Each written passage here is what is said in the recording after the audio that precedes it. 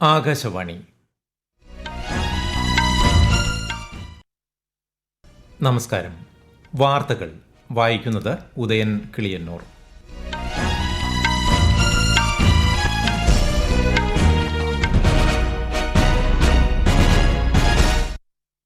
പ്രധാന വാർത്തകൾ. നാടോടികളായ ഗോത്രങ്ങളുടെയും സമുദായങ്ങളുടെയും വികസനത്തിന് കേന്ദ്ര സർക്കാർ പ്രതിജ്ഞാബദ്ധമെന്ന് പ്രധാനമന്ത്രി നരേന്ദ്രമോദി. മഹാരാഷ്ട്രയിലെ ഠാണയിൽ 32,800 കോടി രൂപയുടെ വിവിധ വികസന പദ്ധതികൾക്ക് പ്രധാനമന്ത്രി തുടക്കമിട്ടു. PM കിസാൻ സമ്മാൻ നിധിക്ക് കീഴിൽ 9.4 കോടി കർഷകർക്ക് 20,000 കോടി രൂപ വിതരണം ചെയ്തു. ഹരിയാന നിയമസഭാ തെരഞ്ഞെടുപ്പിലേക്കുള്ള വോട്ടെടുപ്പ് പൂർത്തിയായി. വൈകിട്ട് 6 വരെ 61% പോളിംഗ് രേഖപ്പെടുത്തി. കേരളത്തിന്റെ പൊതുവിദ്യാഭ്യാസ രംഗം രാജ്യത്തിന് മാതൃകയാണെന്ന് മുഖ്യമന്ത്രി പിണറായി വിജയൻ. ആകാശവാണി വാർത്താ അവതാരകനും കൗതുക വാർത്തകളിലൂടെ മലയാളിയുടെ പ്രിയ ശബ്ദത്തിനുടമയുമായ M. രാമചന്ദ്രൻ അന്തരിച്ചു. വനിതാ T20 ലോകകപ്പിൽ ശ്രീലങ്കയ്ക്കെതിരെ ഓസ്ട്രേലിയയ്ക്ക് 6 വിക്കറ്റ് ജയം. വാർത്തകൾ വിശദമായി. മഹാരാഷ്ട്രയിലെ ഠാണയിൽ 32,800 കോടി രൂപയുടെ വിവിധ പദ്ധതികൾക്ക് പ്രധാനമന്ത്രി നരേന്ദ്രമോദി ഇന്ന് ഉദ്ഘാടനവും തറക്കല്ലിടലും നിർവഹിച്ചു. മുംബൈയും ഠാണയും പോലുള്ള നഗരങ്ങൾ വികസിത ഭാരതം സൃഷ്ടിക്കാൻ തയ്യാറാവണമെന്ന് പ്രധാനമന്ത്രി പറഞ്ഞു. അടൽ സേതു, മുംബൈ മെട്രോ, തീരദേശ റോഡ് എന്നിവ ഉൾപ്പെടെ മുംബൈ മെട്രോപൊളിറ്റൻ മേഖലയിലെ വിവിധ അടിസ്ഥാന സൗകര്യ പദ്ധതികൾ എടുത്തുപറഞ്ഞ പ്രധാനമന്ത്രി ഈ പദ്ധതികൾ ജനങ്ങളുടെ ജീവിതം സുഗമമാക്കുക മാത്രമല്ല, വ്യവസായത്തെ പ്രോത്സാഹിപ്പിക്കുകയും പുതിയ തൊഴിലവസരങ്ങൾ സൃഷ്ടിക്കുകയും ചെയ്യുമെന്നും പറഞ്ഞു. രാജ്യത്ത് അടിസ്ഥാന സൗകര്യ വികസനത്തിനൊപ്പം ദാരിദ്ര്യ നിർമ്മാർജ്ജനവും കേന്ദ്ര സർക്കാർ സാധ്യമാക്കിയതായി പ്രധാനമന്ത്രി ആത്മവിശ്വാസം പ്രകടിപ്പിച്ചു. बीजेपी है जिसने देश में आधुनिक इंफ्रास्ट्रक्चर भी खड़ा किया और सामाजिक इंफ्रास्ट्रक्चर को भी मजबूत बनाया है. हमने हाईवेज, एक्सप्रेसवेज, रोडवेज और एयरपोर्ट्स के विकास का भी रिकॉर्ड बनाया है और 25 करोड़ गरीबों को गरीबों से बाहर भी निकाला है. अभी हमें देश को और बहुत आगे लेकर जाना है. നാടോടികളായ ഗോത്രങ്ങളുടെയും സമുദായങ്ങളുടെയും വികസനത്തിന് കേന്ദ്ര സർക്കാർ പ്രതിജ്ഞാബദ്ധമാണെന്ന് പ്രധാനമന്ത്രി നരേന്ദ്രമോദി. സർക്കാരിന്റെ എല്ലാ തീരുമാനങ്ങളും നയങ്ങളും വികസിത ഇന്ത്യ എന്ന ലക്ഷ്യത്തിന് സമർപ്പിക്കുന്നുവെന്നും കർഷകരാണ് ഈ കാഴ്ചപ്പാടിന്റെ പ്രധാന അടിത്തറയെന്നും ശ്രീ മോദി പറഞ്ഞു. മഹാരാഷ്ട്രയിലെ വാഷിമിൽ ഏകദേശം 23,300 കോടി രൂപയുടെ കാർഷിക മൃഗസംരക്ഷണ മേഖലകളുമായി ബന്ധപ്പെട്ട വിവിധ സംരംഭങ്ങൾക്ക് തുടക്കം കുറിക്കുകയായിരുന്നു അദ്ദേഹം. ബഞ്ചാര സമുദായത്തിന്റെ സമ്പന്നമായ പൈതൃകം പ്രദർശിപ്പിക്കുന്ന ബഞ്ചാര വിരാസത്ത് മ്യൂസിയം വാഷിമിലെ പൊഹരാദേവിയിൽ പ്രധാനമന്ത്രി ഉദ്ഘാടനം ചെയ്തു. പ്രധാനമന്ത്രി കിസാൻ സമ്മാൻ നിധിയുടെ 18ാം ഗഡുവായ ഏകദേശം 20,000 കോടി രൂപ 9.4 കോടി കർഷകർക്ക് അദ്ദേഹം വിതരണം ചെയ്തു. വടക്ക് കിഴക്കൻ സംസ്ഥാനങ്ങൾ രാജ്യത്തിന്റെ ഹൃദയവും ആത്മാവുമാണെന്ന് ഉപരാഷ്ട്രപതി ജഗ്ദീപ് ധൻകർ ന്യൂഡൽഹിയിൽ ഒരു സ്വകാര്യ പരിപാടിയെ അഭിസംബോധന ചെയ്യുകയായിരുന്നു അദ്ദേഹം. വടക്ക് കിഴക്കൻ മേഖല ഭൂമിശാസ്ത്രപരമായ പ്രദേശം മാത്രമല്ല, ഇന്ത്യയുടെ സത്തയെ ഉൾക്കൊള്ളുന്ന സംസ്കാരങ്ങളുടെയും പാരമ്പര്യങ്ങളുടെയും പ്രകൃതി സൗന്ദര്യത്തിന്റെയും നേർക്കാഴ്ചയാണെന്നും അദ്ദേഹം പറഞ്ഞു. മാധ്യമങ്ങൾ വടക്ക് കിഴക്കൻ സംസ്ഥാനങ്ങളുടെ അംബാസഡർമാർ ആകണമെന്ന്, ടൂറിസം, വികസനം എന്നിവയിൽ മേഖലയുടെ സാധ്യതകൾ ഉയർത്തിപ്പിടിക്കണമെന്നും ഉപരാഷ്ട്രപതി അഭ്യർത്ഥിച്ചു. ഖാദി ഇന്ത്യ കൈവരിച്ച പുതിയ വിൽപ്പന റെക്കോർഡിനെ പ്രധാനമന്ത്രി നരേന്ദ്രമോദിയും ആഭ്യന്തരമന്ത്രി അമിത്ഷായും ഇന്ന് അഭിനന്ദിച്ചു.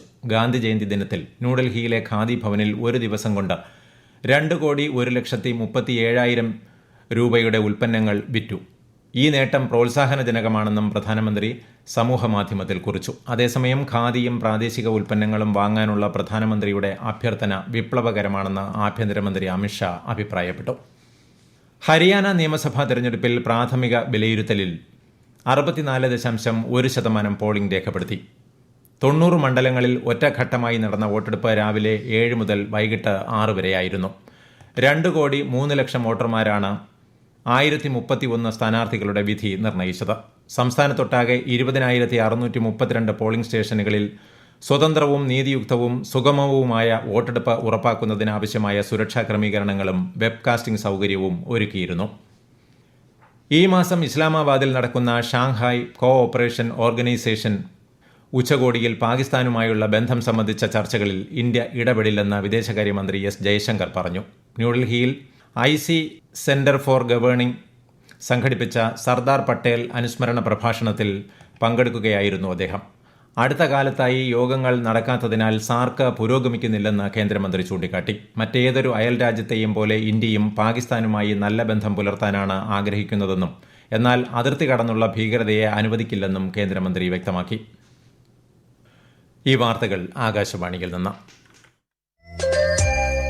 ആകാശവാണി വാർത്തകളും വാർത്താ അധിഷ്ഠിത പരിപാടികളും All India Radio news Thiruvananthapuram YouTube ചാനലിലും at All India Radio news Thiruvananthapuram Facebook പേജിലും AR_News_ തിരുവനന്തപുരം ഇൻസ്റ്റഗ്രാം അക്കൌണ്ടിലും അറ്റ് AR_News_TVM X ഹാൻഡിലും ലഭ്യമാണ്. പൊതുവിദ്യാഭ്യാസ സംരക്ഷണ യജ്ഞത്തിലൂടെ കേരളത്തിന്റെ പൊതുവിദ്യാഭ്യാസ രംഗം രാജ്യത്തിന് മാതൃകയെന്ന് മുഖ്യമന്ത്രി പിണറായി വിജയൻ. സംസ്ഥാനത്തെ സ്കൂളുകളിൽ നിർമ്മിച്ച 30 പുതിയ ഹൈടെക് കെട്ടിട സമുച്ചയങ്ങളുടെയും സ്മാർട്ട് ക്ലാസുകളുടെയും ഉദ്ഘാടനം നിർവഹിക്കുകയായിരുന്നു മുഖ്യമന്ത്രി. 2022 കേന്ദ്ര സർക്കാർ പുറത്തുവിട്ട കണക്കുകൾ പ്രകാരം കേരളത്തിൽ 45 ലക്ഷത്തോളം കുട്ടികൾ സർക്കാർ എയ്ഡഡ് വിദ്യാലയങ്ങളിൽ പഠിക്കുന്നവരാണെന്ന് മുഖ്യമന്ത്രി പറഞ്ഞു. സ്കൂളുകളുടെ അടിസ്ഥാന സൗകര്യ വികസനം സാധ്യമാക്കുന്നതിനു പുറമെ അവരുടെ ശേഷികൾ വികസിപ്പിക്കുന്നതിനുള്ള ഇടപെടലുകൾ അധ്യാപകരുടെ ഭാഗത്തുനിന്ന് ഉണ്ടാവണമെന്നും ശ്രീ പിണറായി വിജയൻ പറഞ്ഞു. ആകാശവാണി വാർത്താ അവതാരകനായിരുന്ന എം രാമചന്ദ്രൻ അന്തരിച്ചു. 91 വയസ്സായിരുന്നു. തിരുവനന്തപുരത്ത് ഇന്ന് ഉച്ചയ്ക്കായിരുന്നു അന്ത്യം. നാളെ രാവിലെ 10:30 തിരുവനന്തപുരം പ്രസ് ക്ലബ്ബിൽ പൊതുദർശനത്തിനു ശേഷം 11 തൈക്കാട് ശാന്തി കവാടത്തിൽ സംസ്കാരം നടക്കും. കൗതുക വാർത്തകളുടെ അവതരണത്തിലൂടെ ഏറെ ജനശ്രദ്ധ നേടിയ എം രാമചന്ദ്രൻ ആകാശവാണിയിൽ വാർത്താ അവതാരകർക്ക് ഗുരുസ്ഥാനീയനായിരുന്നു. തന്റെ സ്വതസിദ്ധമായ അവതരണ രീതിയും ഭാഷാശുദ്ധിയും അദ്ദേഹത്തെ വ്യത്യസ്തനാക്കി. ഒരു കാലത്ത് മലയാളി കാത്തിരുന്ന ആകാശവാണി വാർത്തകളുടെ ശബ്ദമായിരുന്നു എം രാമചന്ദ്രൻ. ഒരു സമയത്ത് കൗതുക വാർത്തകൾ ഏറ്റവും ജനപ്രീതിയുള്ള പരിപാടിയായിട്ട് കണക്ക് കൂട്ടിയിരുന്നതായിട്ട് ഞാൻ ഓർക്കുന്നു. ഒരു കൗതുക വാർത്തയ്ക്ക് വിഷയമാകേണ്ട ഒരു സംഭവം കിട്ടിയാൽ ഒരു നാടകീയ അംശം അതിനകത്ത് കലർത്തി പ്രക്ഷേപണം ചെയ്യുമ്പോൾ അത് കൂടുതൽ ഹൃദ്യമാകുന്നു, കൂടുതൽ ആളുകളെ ആകർഷിക്കുന്നു എന്ന് എനിക്ക് തോന്നിയിട്ടുണ്ട്. ആളുകൾക്ക് ഇത് പെട്ടെന്ന് ഒരു തവണ കേൾക്കുമ്പോൾ തന്നെ അവർക്ക് താല്പര്യം തോന്നത്തക്കവണ്ണം സംസാരിക്കുകയാണെങ്കിൽ അതിനൊരു പ്രത്യേക വാല്യൂ കിട്ടും എന്ന് എനിക്ക് തോന്നിയതിൻ്റെ അടിസ്ഥാനത്തിലാണ് ഞാൻ ഈ സംസാര രീതി സാധാരണ ഒരു 2 പേരിൽ നിന്ന് സംസാരിക്കുന്നത് എങ്ങനെ ആ ശൈലി ഈ കൗതുക വാർത്തയിലോട്ട് കൊള്ളിച്ചു എന്നാണ് ഞാൻ വിചാരിക്കുന്നത്. ആകാശവാണിയുടെ ഡൽഹി, തിരുവനന്തപുരം നിലയങ്ങളിൽ ദീർഘകാലം സേവനമനുഷ്ഠിച്ചിട്ടുണ്ട്. എം രാമചന്ദ്രന്റെ നിര്യാണത്തിൽ മുഖ്യമന്ത്രി പിണറായി വിജയൻ അനുശോചിച്ചു. വാർത്താ പ്രക്ഷേപണ രംഗത്ത് തനതായ വ്യക്തിത്വത്തിനും വേറിട്ട ശബ്ദത്തിനും ഉടമയായ മാധ്യമ പ്രവർത്തകനായിരുന്നു എം രാമചന്ദ്രനെന്ന് മുഖ്യമന്ത്രി അനുസ്മരിച്ചു. കേരളത്തിൽ പകർച്ചവ്യാധി പ്രതിരോധത്തിന്റെ ഭാഗമായി രോഗവ്യാപനം കാരണം കണ്ടെത്തുന്നതിന് എല്ലാ ജില്ലകളിലും സംയോജിത പരിശോധനാ സംവിധാനം നടപ്പിലാക്കുമെന്ന് മന്ത്രി വീണ ജോർജ്. മനുഷ്യനെ ഗുരുതരമായി ബാധിക്കുന്ന രോഗങ്ങളുടെ വ്യാപനം കണ്ടെത്തുന്നതിനും സ്ഥിരീകരിക്കുന്നതിനും ആവശ്യമായ നിയന്ത്രണ മാർഗങ്ങൾ സ്വീകരിക്കുന്നതിനാണ് വിവിധ വകുപ്പുകൾ സംയോജിതമായി പരിശോധനകൾ നടത്തുന്നതെന്നും മന്ത്രി പറഞ്ഞു. ശബരിമലയിൽ ഇത്തവണ ഓൺലൈൻ ബുക്കിംഗ് മാത്രം അനുവദിക്കാൻ മുഖ്യമന്ത്രി പിണറായി വിജയന്റെ അധ്യക്ഷതയിൽ ചേർന്ന മണ്ഡല മകരവിളക്ക് മഹോത്സവ മുന്നൊരുക്കങ്ങളുടെ അവലോകന യോഗത്തിൽ തീരുമാനം. ഒരു ദിവസം പരമാവധി 80,000 പേർക്ക് ദർശന സൗകര്യമൊരുക്കും. അസമീസ്, ബംഗാളി, മറാത്തി, പാലി, പ്രാകൃത് ഭാഷകൾ കൂടി ശ്രേഷ്ഠ ഭാഷാ പദവി നൽകാനുള്ള കേന്ദ്ര മന്ത്രിസഭാ തീരുമാനത്തെ അഭിനന്ദിച്ച് അക്കാദമിക് വിദഗ്ധരും ഗവേഷകരും. ഇന്ത്യൻ നാഗരികതയുടെയും ബുദ്ധമതത്തിന്റെയും സംസ്കാരത്തിന്റെയും വളർച്ചയ്ക്ക് പാലി അനിവാര്യമാണെന്ന് ബനാറസ് ഹിന്ദു സർവകലാശാലയിലെ പാലി ആൻഡ് ബുദ്ധിസ്റ്റ് സ്റ്റഡീസ് വിഭാഗത്തിലെ senior professor doctor Siddhartha Singh Akashvani വാർത്തകളോട് പറഞ്ഞു. आगे भारत की युवा पीढ़ी प्राचीन भारत के गौरव से, अतीत से पूरी तरीके से अपरिचित होती जा रही थी. जब तमाम विश्वविद्यालयों में, शैक्षणिक संस्थानों में मैं उम्मीद कर रहा हूं कि शास्त्रीय भाषा घोषित होने के साथ इनका पठन पाठन आरंभ होगा.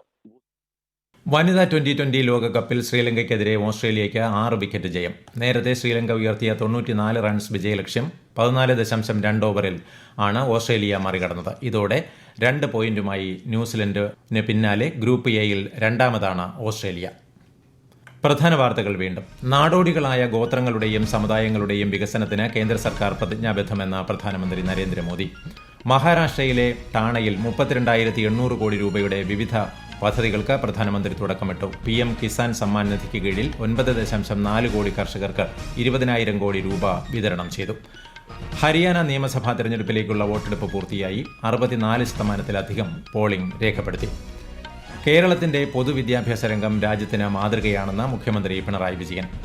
ആകാശവാണി വാർത്താ അവതാരകനും കൗതുക വാർത്തകളിലൂടെ മലയാളിയുടെ പ്രിയ ശബ്ദത്തിനുടമയുമായ എം രാമചന്ദ്രൻ അന്തരിച്ചു. വനിതാ ട്വന്റി ലോകകപ്പിൽ ശ്രീലങ്കയ്ക്കെതിരെ ഓസ്ട്രേലിയയ്ക്ക് 6 വിക്കറ്റ് ജയം. വാർത്തകൾ കഴിഞ്ഞു. അടുത്ത വാർത്താ പ്രക്ഷേപണം 8:35.